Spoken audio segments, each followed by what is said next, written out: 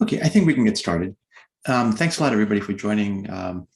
Our goal today is going to be to talk about how we automate the user lifecycle management. So this is going to be it's going to be a session where we kind of pull together the things that we've been kind of talking about in the last few sessions, right? So we've kind of gone through the process of installing the product. We've installed the AD connector. We've shown how we can configure the AD connector with the OpenIAM side to be able to create and update users.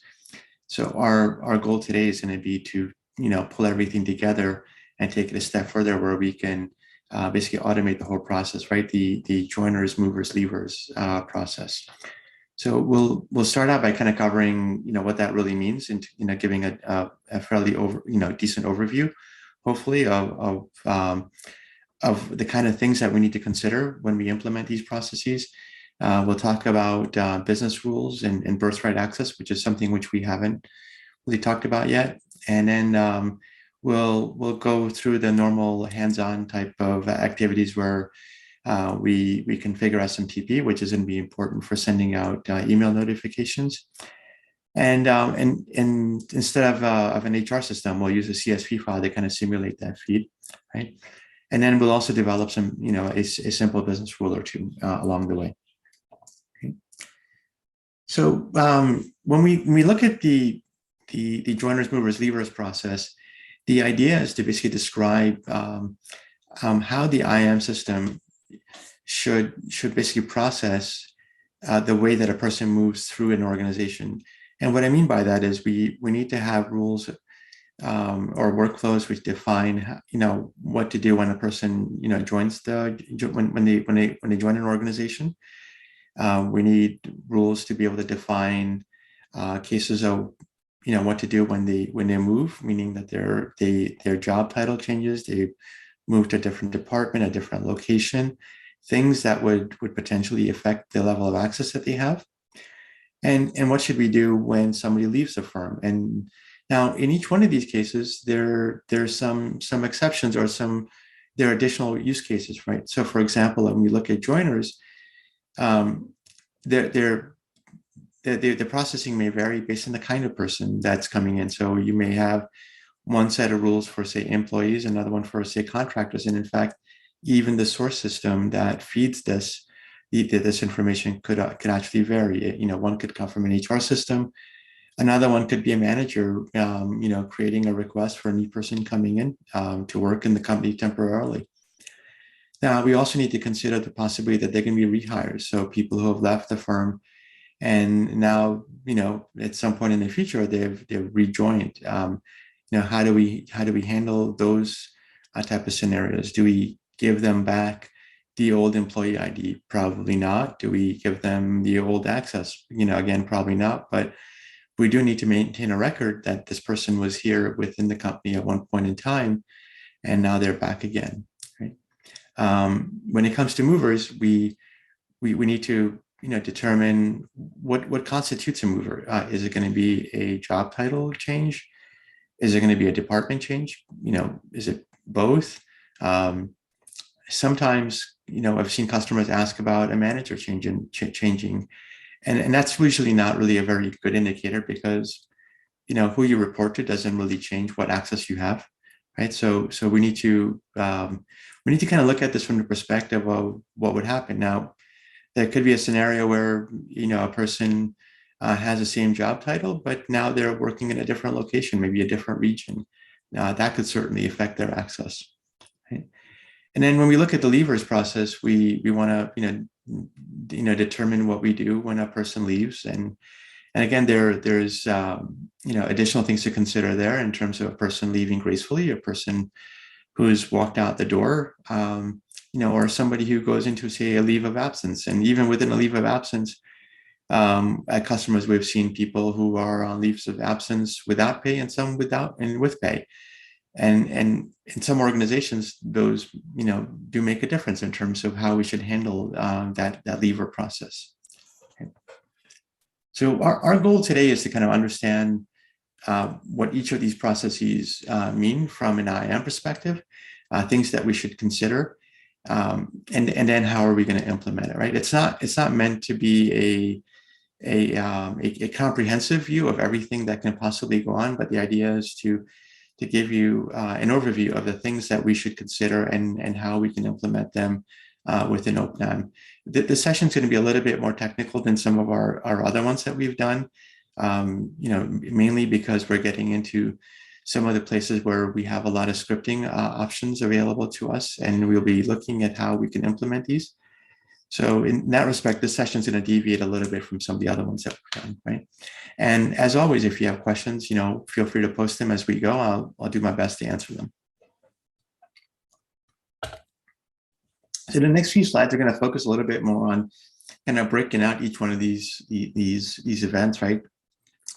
So when we look at joiners, the way that we kind of process this is that we have certain conditions that would indicate that we have a joiner, and that would mean that we want to look for certain attributes in the incoming data from your source system. And now that's assuming that there is an HR system or an authoritative source where this data is coming from. In most cases, this would be like your HR system. But in some of our customers, we've seen that they already have a process which is taking data from their HR system and putting into an AD, and the customer wants to use AD as your source. And certainly that's nothing wrong with that, as long as it has the information that you're going to be looking for and that we can respond to changes in a timely manner, right? So let's assume that we've detected that there is a new hire, and the place that we would detect that is in the synchronization process, the same process that we used last time to be able to load data in, to import data from AD. We're going to use the same process again now to automate a new hire process coming in from your HR system.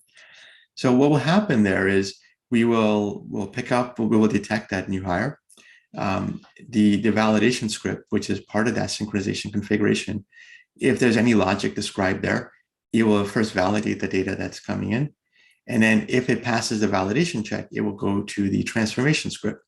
The transformation script is going to map the data that is from the HR system to objects within OpenIAM. And once it does that, it's then going to trigger off the business rules. The business rules we'll take a look at today a little bit more closely is it's a rules engine which determines when someone is going to get access to some set of entitlements. And this feature of the business rules is a significant difference between the community edition and the enterprise edition. So in the enterprise edition, we use the business rules to do this. It's a more end user friendly way of defining these conditions. And in the community edition, with the absence of the rules engine, you would have to define them inside a Groovy script, right? So, the benefit is that we can offload some of the business rule creation to business analysts who may not have the same technical skills as a developer would. Okay. Once the business rules decide what access you should get, the next thing that the IDM service is going to do is that it's going to determine which managed systems are going to be involved in this. So this would mean which one of your instances of AD, your Linux servers, your cloud instances, right? And it will then invoke the policy map on each one of those managed systems to determine what access someone should get. And then once that calculation has been done, it will fire off a message by publishing it on RabbitMQ, the message bus. And the connectors on the other side, which are basically following a publish and subscribe model, will be receiving that message on the queue, and then to go ahead and process that information, right? And the outcome will then get logged in the OpenIAM audit logs, right? And if we need to, we can also distribute those the temporary credentials which have been created as part of this process, to the manager, or if we want to send it out to the user themselves, we can do that as well, right? So while we're doing this, a couple of things to consider is, our new hires, which have which don't have an immediate start date, right? They have a future start date, meaning that it's in HR, but they're not starting for another week or two. So in this case, we need to make sure that, we do these calculations and we create the accounts in OpenIAM in a disabled state. But most likely we don't want to do this in downstream systems. Now, there are exceptions to this where we have customers where they want to create the users in a downstream system, like especially in AD, but in a disabled state. And then they want to send a notification to the service desk because they need to go, get a laptop ready. They need to issue a badge and various things which are, outside of the things that we can traditionally automate, right? So there are caveats and there are ways that we can do that. It's all within the realm of what we can do. The other cases are going to be new hires, and these are rehires. So these are people who once used to work in the company and have come back, and we want to create an association with the record that was there with for them early on. And so we need to be able to kind of handle that in our processing. And then the other part is that there might be, and very often there's access that needs to be granted, which cannot be automatically provisioned. So these are often cases where there are applications which we don't have a connector for, or that the application doesn't have any kind of interface, or we can even build a connector for it. There's no API, there's no SDK. And so in what we do in those cases is that we basically send a message to the service desk, right? Maybe a ServiceNow or a Remedy or a Freshservice type of solution, where we can format the message in a certain way, send it to a monitored mailbox, and the team there can pick it up and process it and act as a ticket. Now, that being said, there is a way around this, and that in this in the enterprise version, we added a new type of connector, which is a wrapper around a robotic process automation framework, which is UiPath. And in that, we can, if we need to, very quickly wrap around a legacy application to kind of simulate, someone going in and creating an account for them, right? So we do have that ability to be able to integrate with these legacy applications.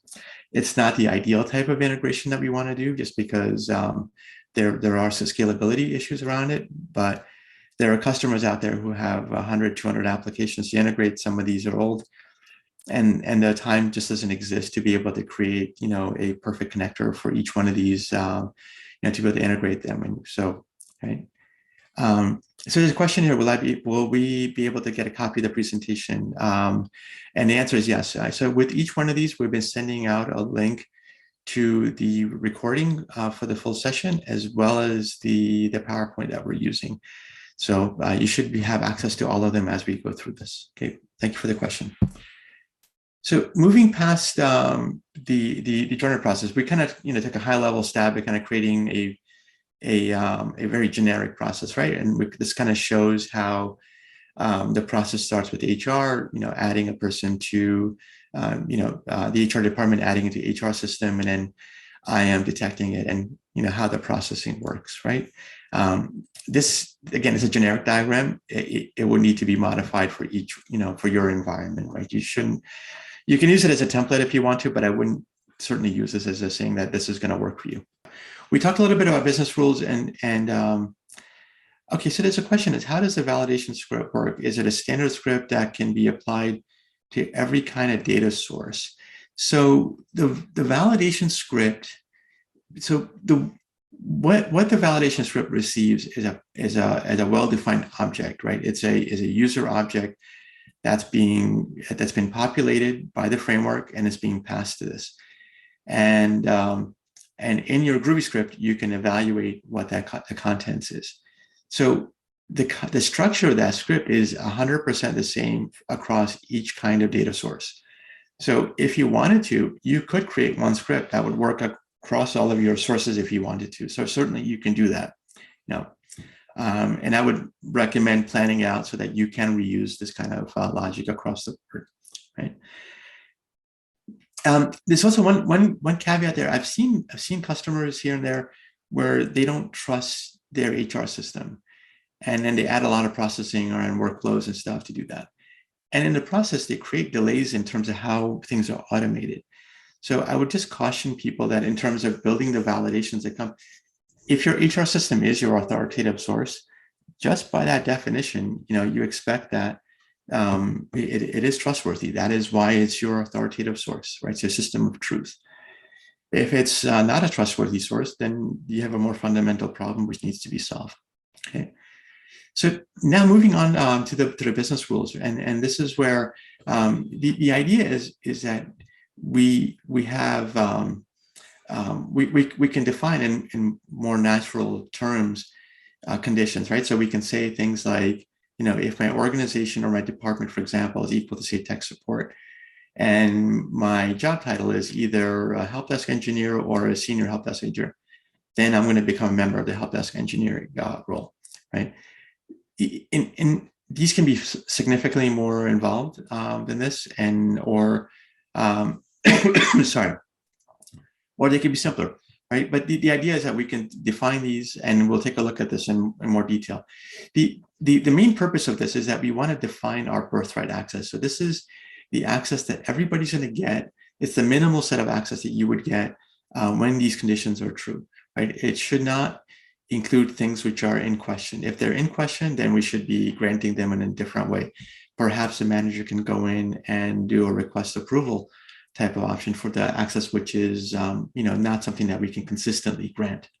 So moving to the movers process a little bit. So here, the way we start is exactly the same, right? It's going to be your synchronization script that's going to detect that a person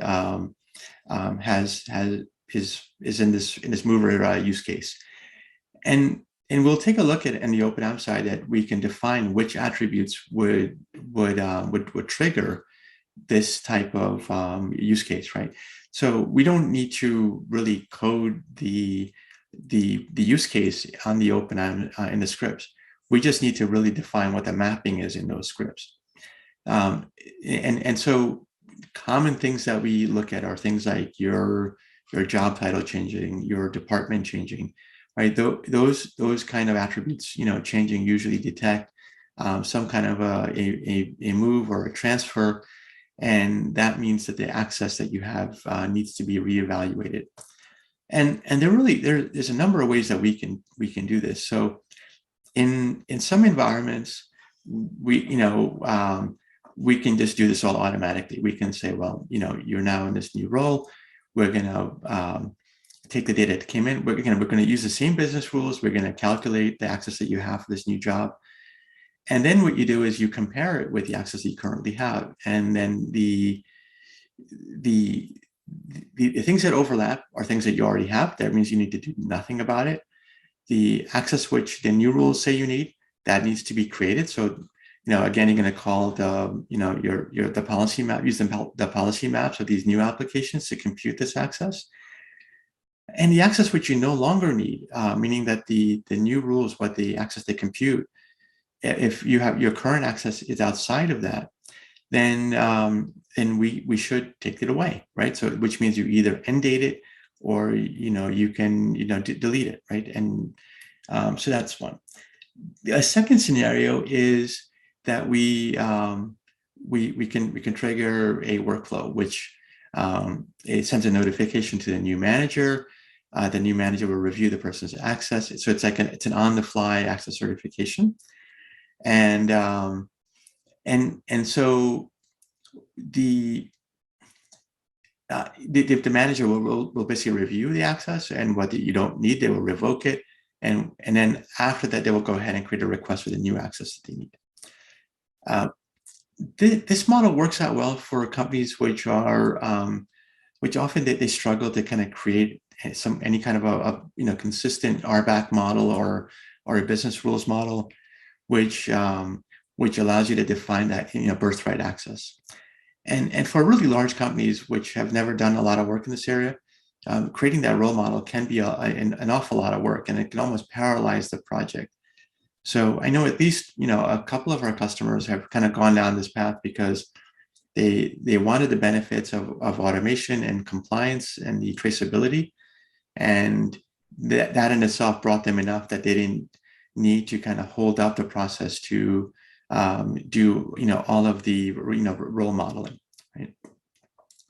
The third scenario is a hybrid model, and then the hybrid model is where you basically say the birthright access is going to be automatically handled by the IAM system, and the things that were given outside of the birthright access, from request approval, those are the things that we will basically, they'll be subject to the access certification review by the new manager, right?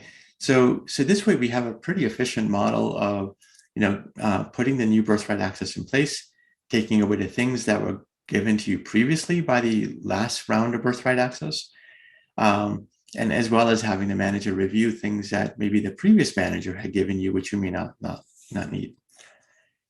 There is one more caveat to this, that in some of our customers, they have a case where they actually want the current manager to review the access before they get moved over. And the reason why they do that is not so much from a certification perspective, but it's because they have they're trying to manage licenses. So they want to release the licenses which are owned by their departments. And so in that case, they want to do the review, revoke the access which belongs to them before it goes to the new person, right? So even that can be worked in, and we have. So, but these are the kind of permutations that come up, which basically make these deployments less than trivial in terms of carrying them out. Okay, and so basically this diagram, just like the first one, right, kind of gives you a little bit of an overview of the steps that need to be followed. Again, it's very high level and meant to be conceptual. And if you want to use it for your own purposes, you should kind of build it out and have it aligned with your business processes. Right? Okay. The lever process is, again, they all start out the same way, right? We detect that a person is leaving, from the data coming in, right?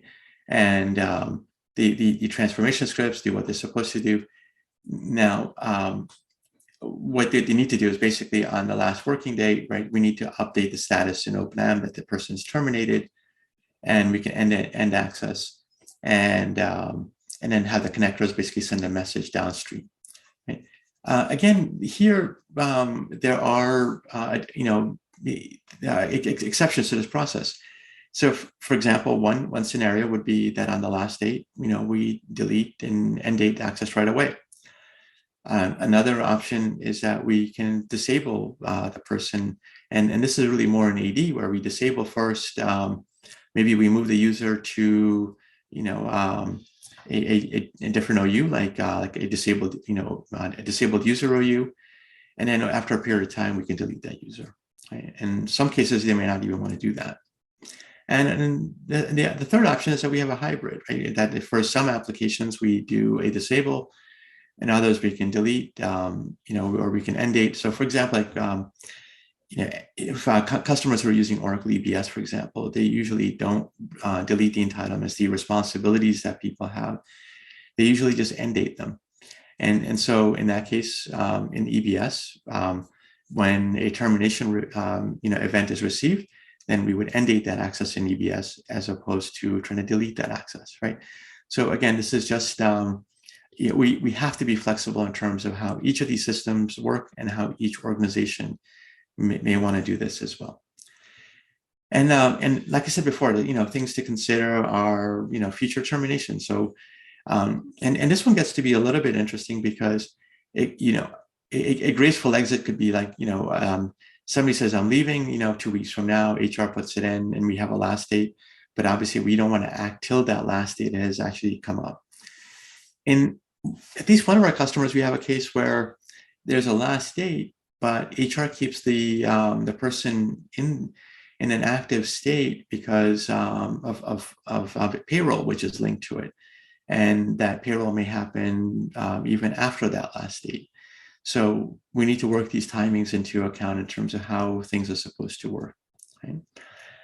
There's leaves of absence. At leaves of absence, we may want to disable the person's account. But at other customers, people may still want to be checking email and things like that. So maybe some systems are disabled and things like email are kept alive, right? Again, this depends on company policy, but like I said a couple sessions ago, we should never be dictating how a company works. We should always be adapting to how a company works and supporting their processes. Okay, let's switch over to doing, kind of piecing some of these things together. So the first thing that we want to do is let's go configure, and the SMTP, because a number of these use cases require that we send out notifications. We need to configure, a business rule, and then we can look at the transformation, scripts. Okay.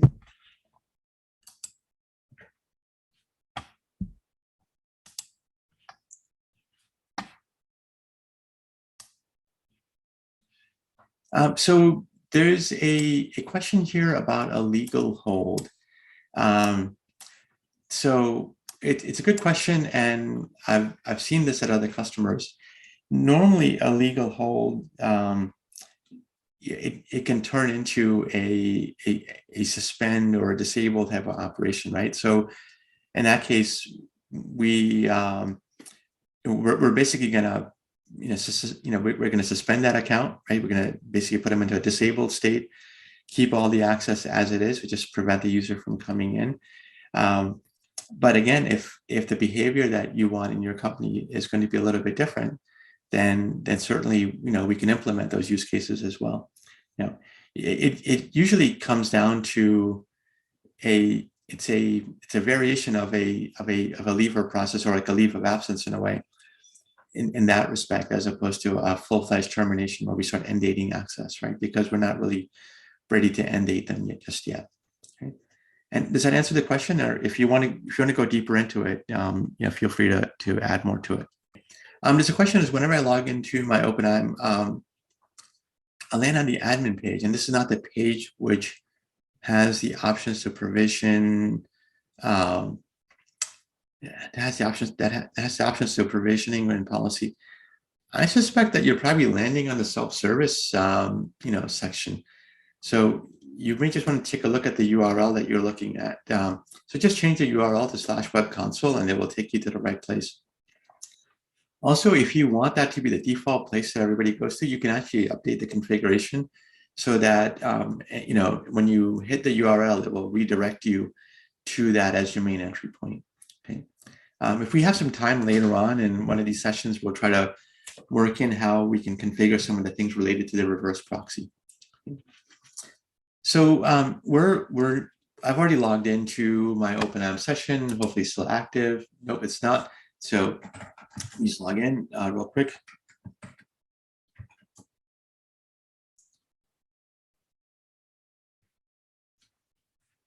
Okay, so the first thing that we wanted to do was to set up the SMTP configuration.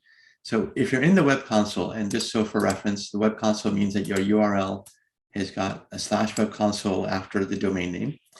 Okay, go to administration, and there is a option here called Mailbox configurations. Okay. And in the Mailbox configurations, again, this is, I think, in the enterprise version. I think the community version, if I remember correctly, it's part of the system configuration option. It's been kind of overhauled a little bit as we've kind of evolved this. So when you, in my case, I've already configured one mailbox because I didn't want to do everything on the call and find out that I made a mistake. But so in this case, I'm using my Office 365 account. But what you'll see is that you have some predefined templates here. Right, so we've got Gmail, we got Office 365. There's a couple others like SendGrid and Sendinblue, and so these like if I were to open them up, they you can think of it like as a catalog. It has some basic details like the host name, the ports which are being used, and the idea was just to save customers just a step in terms of defining this, right? But now if we go to Mailbox configuration, now in this case you can you can say create a configuration, or in this case, I've already created one. I can edit this, and you'll see that some of this came from it came from the template, right? But A few things I'm defining. So one is a name, and this is just a alias to be able to represent this. The next thing is the default sender. So this is where this is what this is where your emails will be coming from. The name that it shows up here, and this is really any subject or prefix you want to put in here. A lot of times you want to put something in here which will tell the end users, where this notification is coming from, right? So in this case, we were just added a little note so that we know that this is our test instance where this message is coming from, but you may want to have something a little bit descriptive here as well. There, if you wanted to BCC certain mailboxes as well, you can do that as well. The next part here is this is my SMTP username and password. And then you'll see a new option here, which is called failover mailbox. So the idea here is that especially in larger deployments where we need to be highly available all the way through and through. So high availability at that point is not just about having a system being up. It's also making sure that the services that we use to be able to carry out our tasks, that those are highly available as well. So if we think that there might be a risk of your SMTP server going down or not being available, then this failover can have a second configuration which we pick. And if the first one is down, it will fail over to that and then send out the messages from that second SMTP service that we have defined. Okay. And then if you want to test that your service is working, then just put in your email address, the subject, the test, and then hit send test mail. And it will go out and basically send out a test message to you. And so you'll know that your configuration is correct. Okay. So once this is done, the next part is to go to the business rules. So we go to access control and we go to business rules. And here we defined a few ahead of time, right? So we said that, let's say, for example, there's a sales business rule, and we're saying that if the title is sales or the job code is sales rep, if either one of these are true, then I want to execute this condition here, which is on a match, right? So, and then when this condition stops being true, meaning that my job title changed, for example, like in a mover, then execute this part, which is to remove this access, right? And so if we look down below and we see sales, our sales rep, we see that this condition is adding a user to a role. Okay. So let's go ahead and create a new business rule.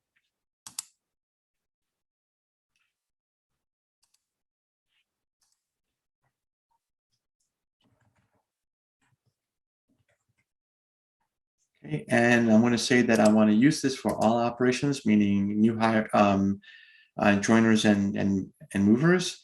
And let's say that I'm going to say this is active.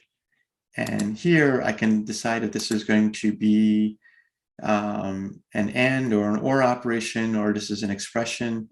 So in this case, this is going to be a fairly simple, so I'm going to say I'm going to make this an expression, and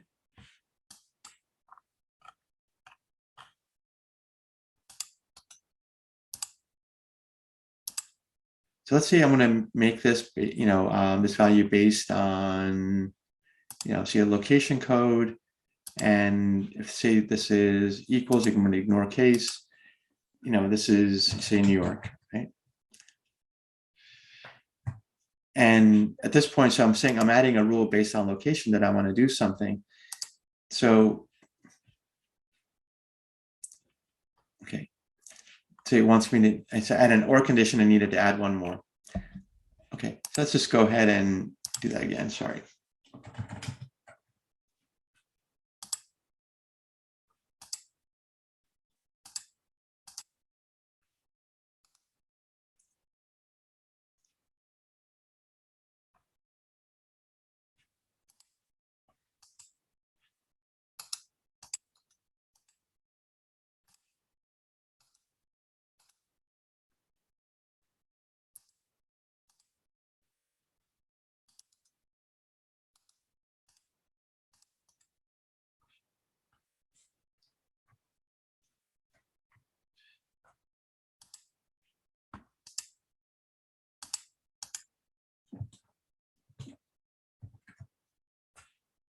So I added my first one, and then let's go add another.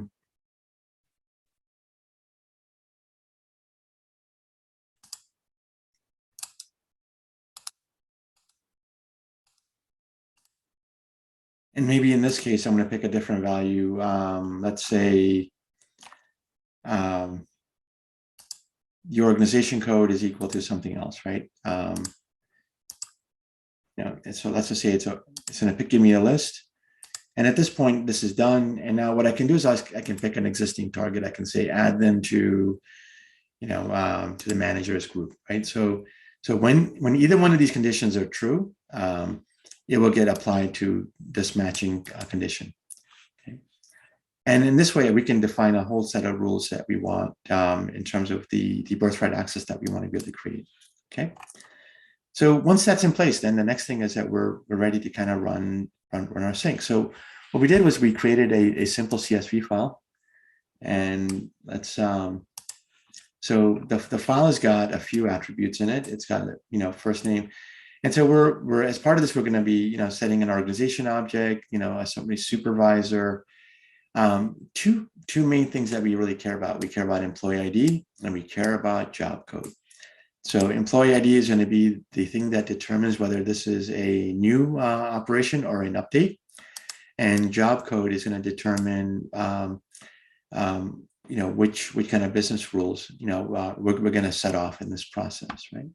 So let's take this script. We're going to go back to our synchronization, and we have a test configuration over here, right? And you'll see that we can upload this file.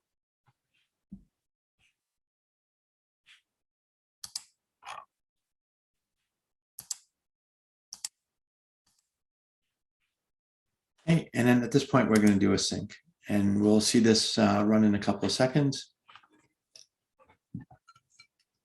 So one of the users that we had in here was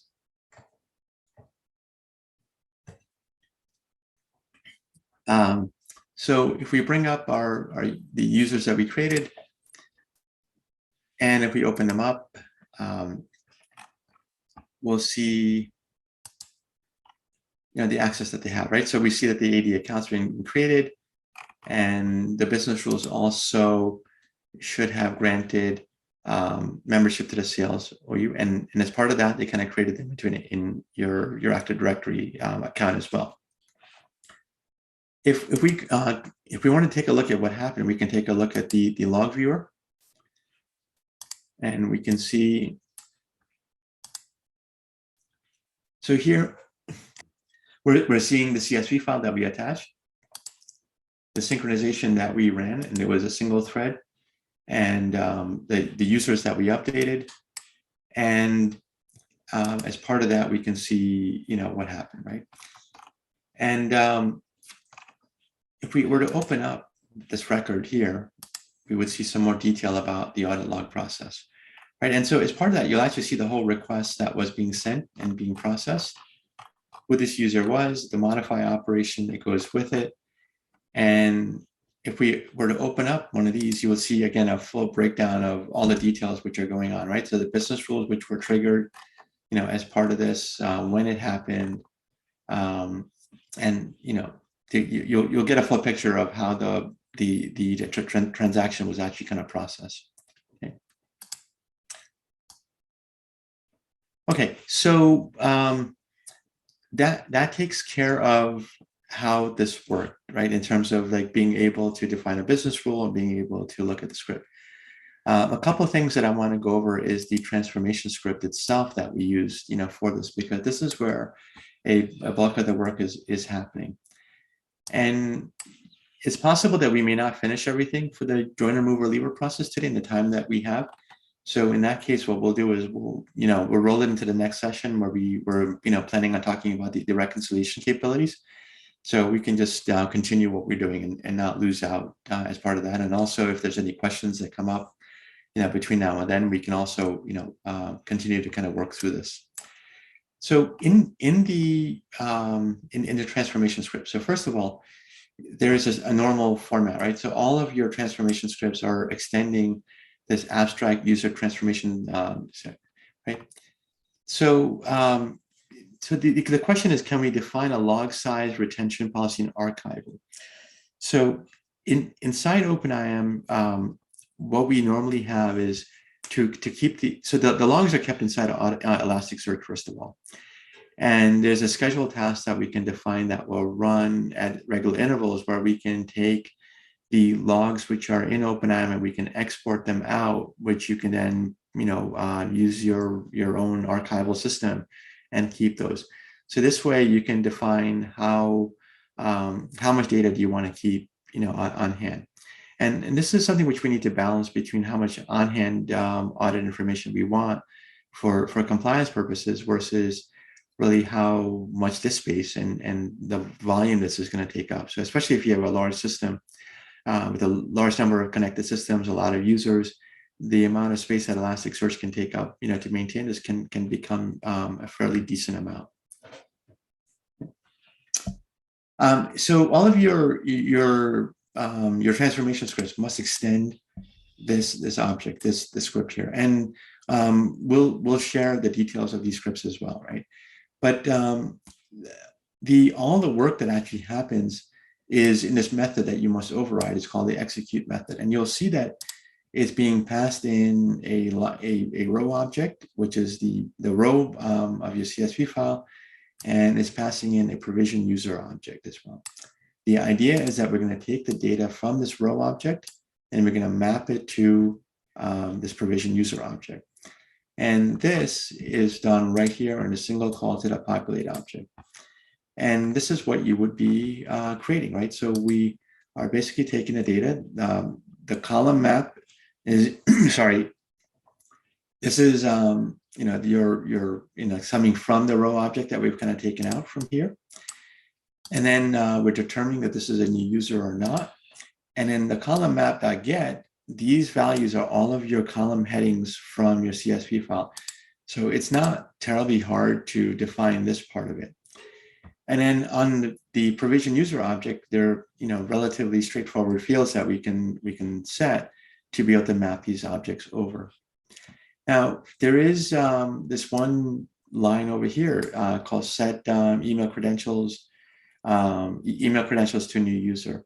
So this is basically a Boolean that we're going to set, and it basically, when this is true, it means that when this process is complete, that we're going to send a notification to the new user that their account has been created.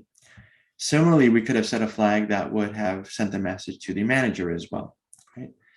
And then the next few things that you're seeing here is that we're basically defining, setting the email address information, the phone number, again, address information, and some job code details, and then there's some, company and manager details that we're setting here as well. Okay. But at the end of this, when this completes, you'll see that there's no assignment of any kind of entitlements. And the reason being is once this is done, it's the business rules which are kicking in to be able to assign what a person should be able to do. Okay. So, and so it's important to kind of have these two things working in some kind of balance. Okay. So I think this part's, again, I think that when we'll be sharing these things in our documentation, which you can go take a look at, it's probably going to make more sense when you look at it a little bit more closely. There's some other nuances that come up at some of our customers. And so, for example, in some of our customers, we want to be able to have a workflow start as part of that automated process, right? So think about a scenario where you have you kind of detect a joiner. It comes in, you add it to OpenIAM, you kind of create the birthright access, but now you want some additional access to be granted, or the manager to be able to fill out a form to be able to have that additional access which you're going to get. So in this case, we've created a code snippet here which shows how we can start a workflow, right? So for example, we have we're creating the workflow object, the request object. We're going to populate it with some details. And then we're going to, complete it with, things like the identity, the role information, things like that we need. And at the end, you'll see this call here to RabbitMQ, which is to initiate this workflow. Just keep in mind that everything is communicating over RabbitMQ. So any actions that we take are going to be sending a message to RabbitMQ because it will get routed to the appropriate service for it to do what it needs to. Okay? So in this way, we can integrate workflows with the automated joiners and mover process and it's for levers.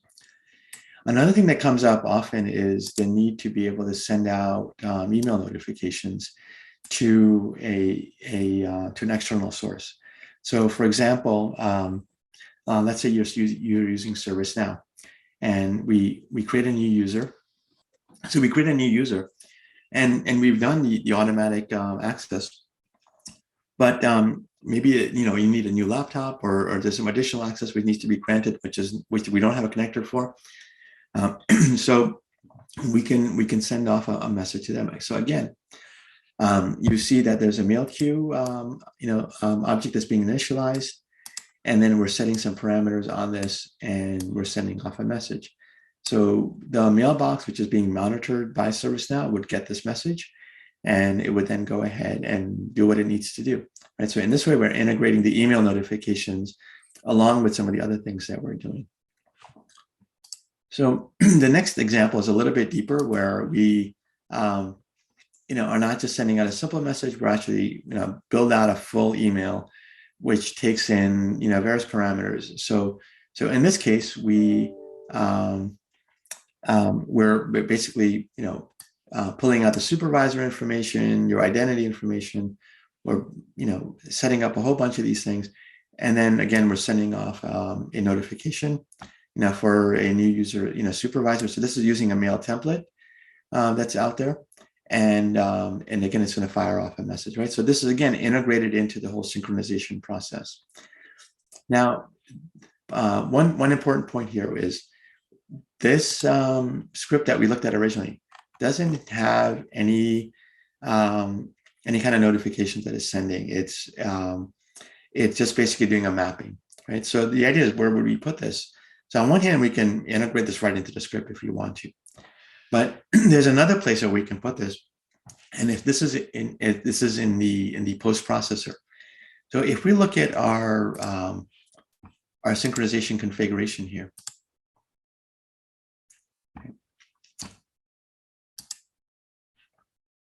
you'll notice that there's a preprocessor and a post processor script. So the preprocessor is called before we start processing a single user, and the post processor is called after we complete processing with a certain user. So in this case, we would most likely be putting those email notifications into a post processor, meaning that we want all of the processing to be completed before we let anybody know that they should go and act on something. Because if it failed, then we don't want to be sending out an email notification at that point, right? So again, the post processor can be pretty helpful in terms of doing things which need to happen after we automatically grant some access. Okay. So that takes care of, at least at a conceptual level, our joiner process. Okay.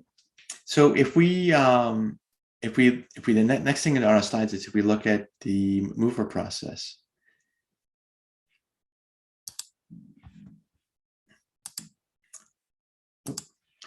Okay, so the mover process, there really isn't that much to do here, except, we've already done our mapping, right, and our scripts.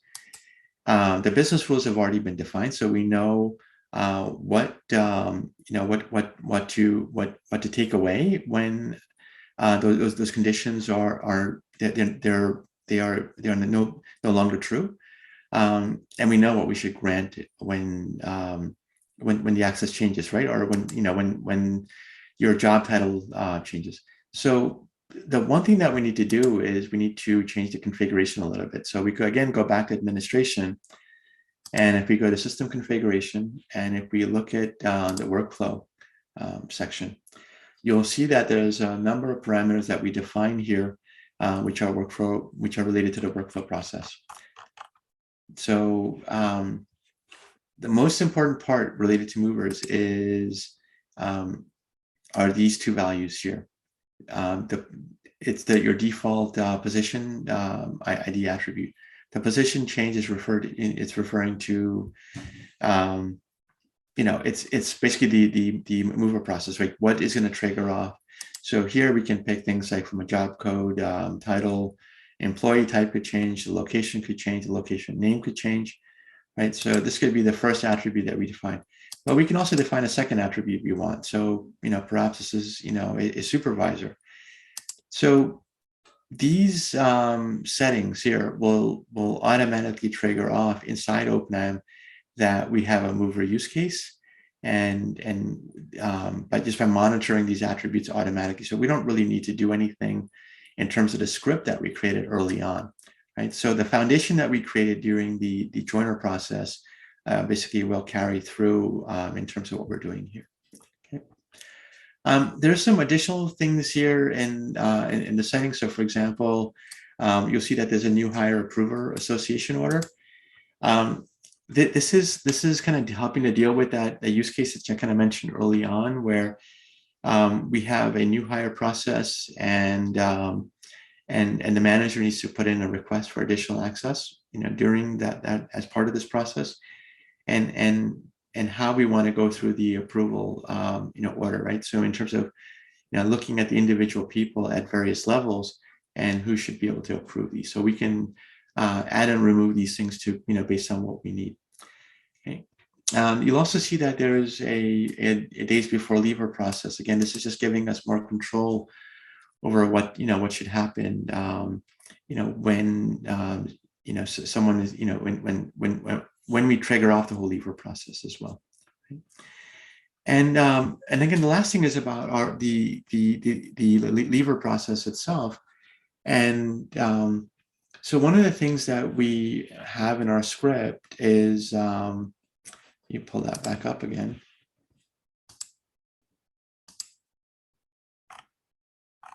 We have a section where we're kind of looking at the status of the user.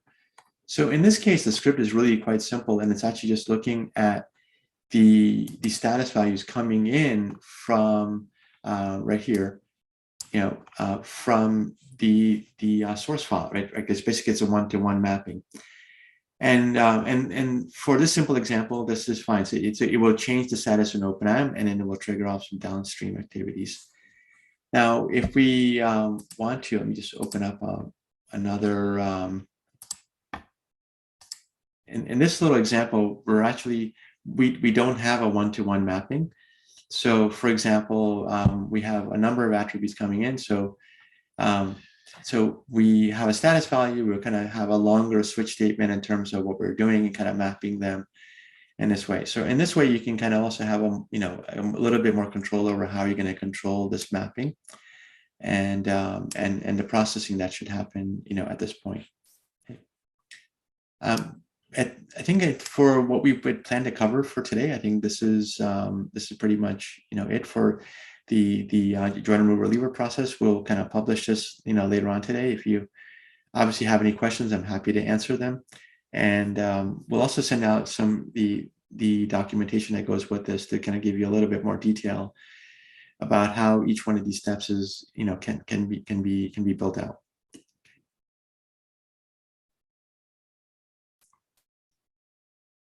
Okay, so if there no other questions, thank you very much for everybody for joining today, and we'll see you next time.